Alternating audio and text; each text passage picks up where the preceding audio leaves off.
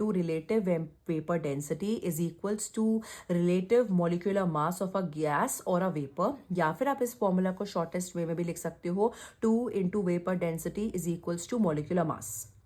ठीक है। अब आपको क्या करता है काउंसिल, ये आपका प्रीवियस ईयर क्वेश्चन ही है कि वेपर डेंसिटी जो है वो आपको निकालनी है CH3OH की, क्या होगी।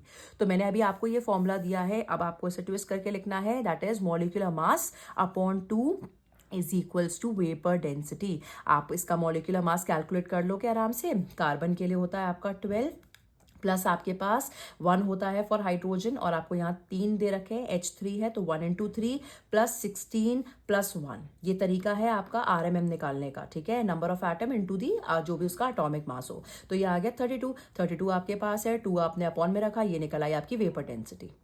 ठीक है, तो ये फॉर्मूला आपका ऐसे काम आता है। एक क्वेश्चन आप इसका ले लीजिए, यहाँ पे आपको बोला है इफ रिलेटिव मॉलिक्यूलर मास, आपको ब्यूटेन का ऑलरेडी गिवन है, यहाँ तो निकालना भी नहीं है, तो यहाँ आपने रिलेटिव मॉलिक्यूलर मास रखा, अपॉन 2 रखा, आपको कैलकुलेट क्या करना है, वेपर डेंसिटी को, ये रही वेपर डेंसिटी।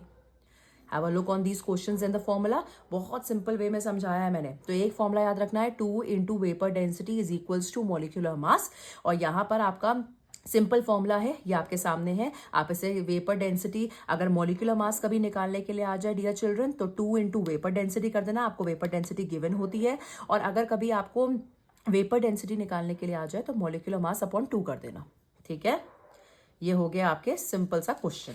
इसके बाद जो नेक्स्ट चीज आती है वो है एक और टाइप का क्वेश्चन जो काउंसिल आपसे पूछता है। ठीक है, मैंने एक एक टाइप के डिस्कस कर दिया आपके साथ।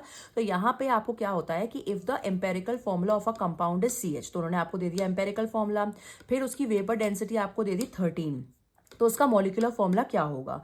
तो molecular weight is equals to N into empirical formula wait.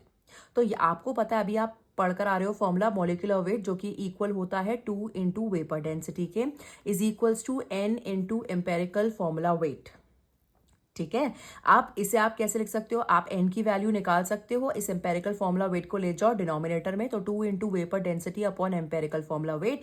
आपको 2 यहाँ पे दिया हुआ है, वेपर डेंसिटी क्वेश्चन में 13 गिवन है, एम्पेरिकल फॉर्मूला आराम से निकाल सकते हो, 12 प्लस 1 कितना होगा, 13, ये आ गई आपकी N की वैल्यू।